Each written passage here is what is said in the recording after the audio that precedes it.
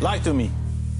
Un extrait d'une émission bien connue de télévision, Lie to Me. Regardez bien ça. Monsieur Spallier, est-ce que vous avez menti sur l'endroit où vous étiez pour que personne ne sache que vous prenez des drogues?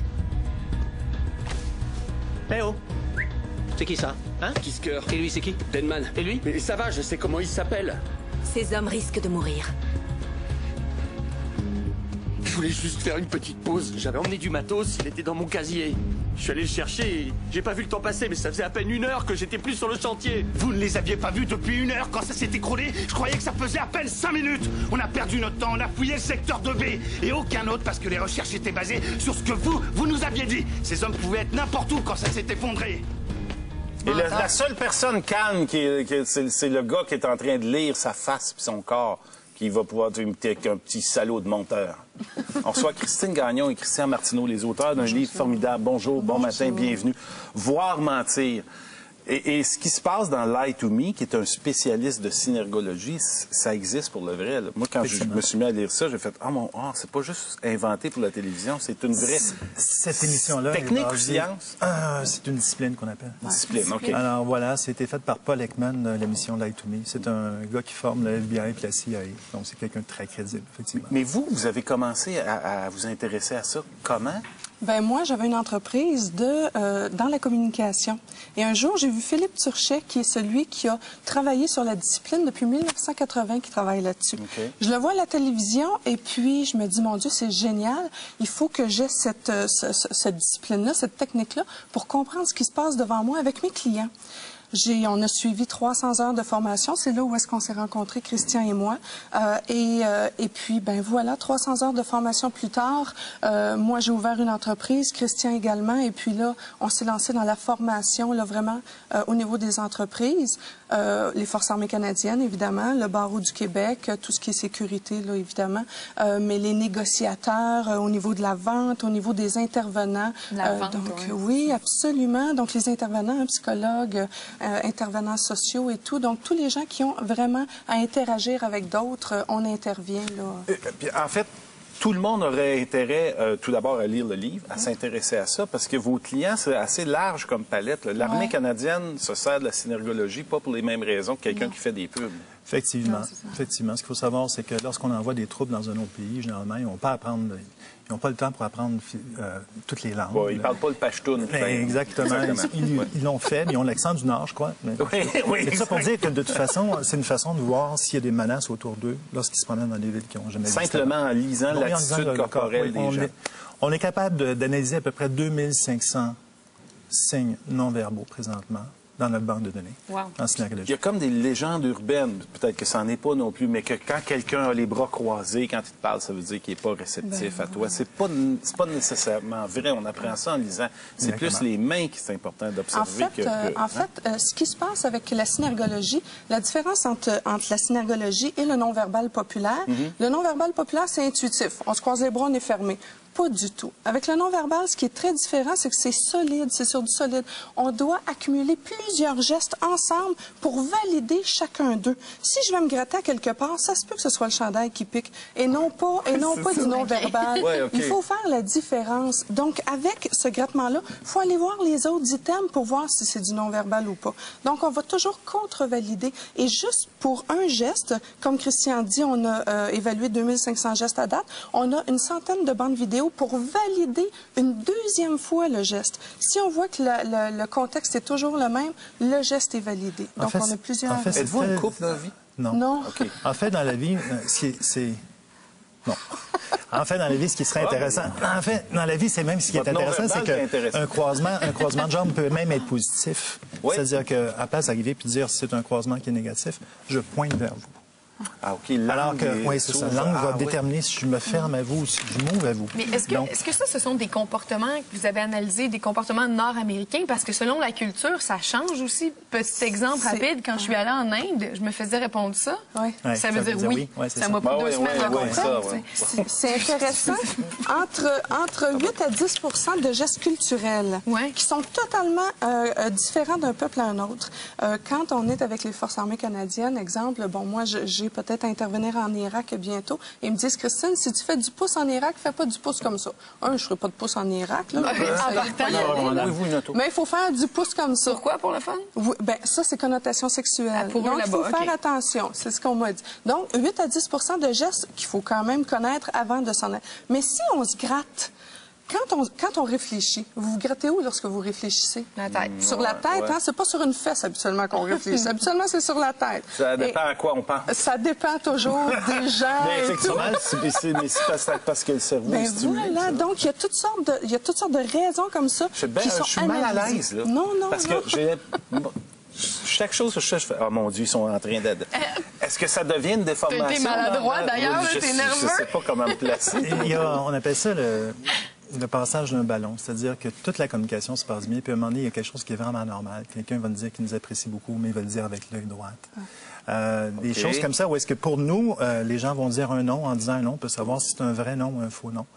Alors, il y a plein de choses comme ça. Donc, on n'est pas en train d'analyser constamment les gens. Mais à un moment donné, c'était immanquable. Les gens vont me dire non, j'ai pas fait ça, puis on sait très bien. Mais votre conjoint peut comme pas vous tromper.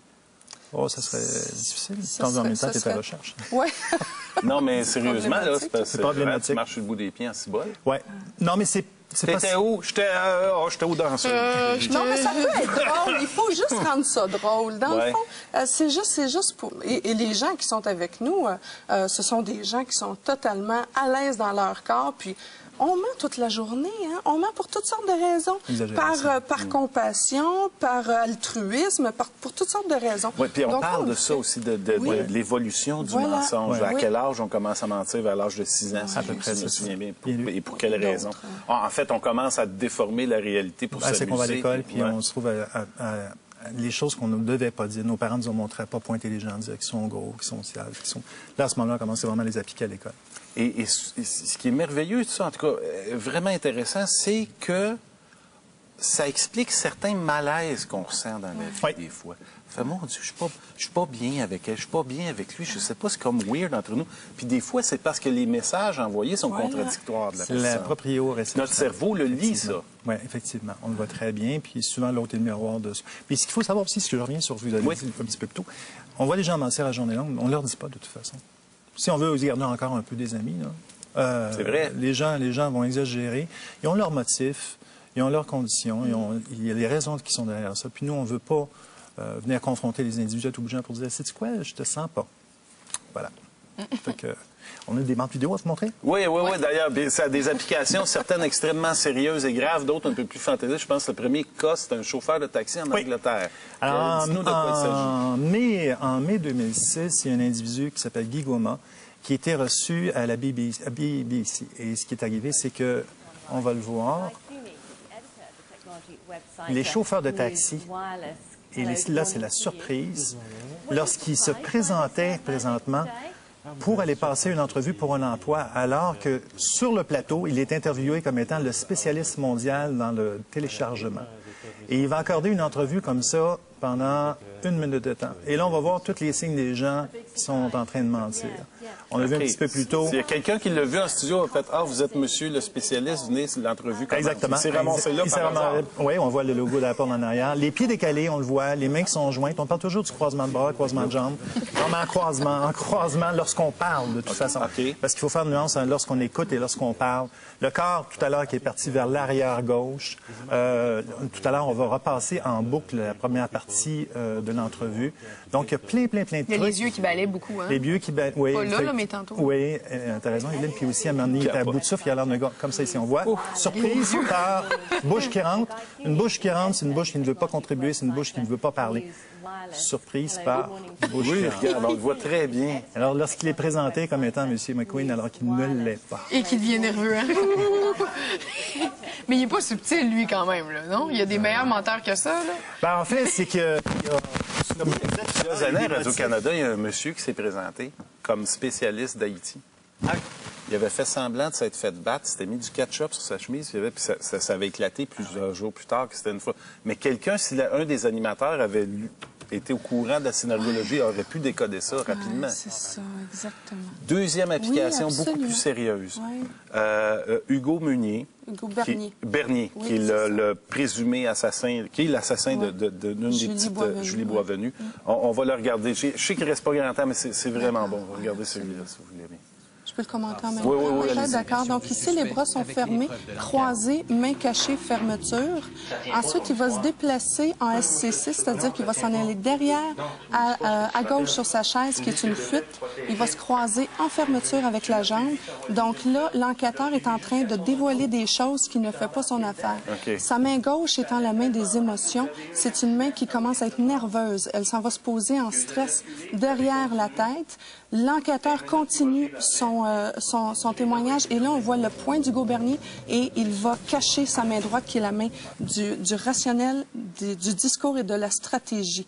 Quand on veut dire des choses, les mains bougent. Ouais. Quand on veut contrôler notre discours, les mains cessent de fonctionner pendant qu'on parle et lorsqu'on veut cacher des choses, les mains partent se cacher. Comme un enfant qui a du chocolat partout alentour de la bouche puis qu'on dit « T'as-tu mangé du chocolat? » Non, on va cacher ça. C'est la même chose, c'est incroyable. Donc, tous les gestes veulent dire quelque chose. Il s'agit juste de les comprendre. Écoutez, on avait préparé une bande vidéo du maire de Saint-Jérôme. On n'aura pas le temps, c'est trop fascinant, ça a passé trop vite.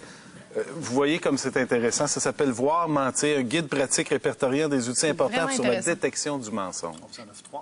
On a 3 copies du livre qui nous offrent généreusement. Nous écrivez à vtl.ca l'extra. Et, oui, elle en veut une. Ah oui, mon Dieu, il y a des soupçons dans l'équipe. Non, ça restera pas. 3 copies pour vous à la maison. Écrivez-nous, on va vous les attribuer. Mais c'est vraiment intéressant. Merci infiniment. On fait une pause. Simon Blondin fait rêver Evelyne tout de suite après la pause. Mon tunnel à tigre. Ah!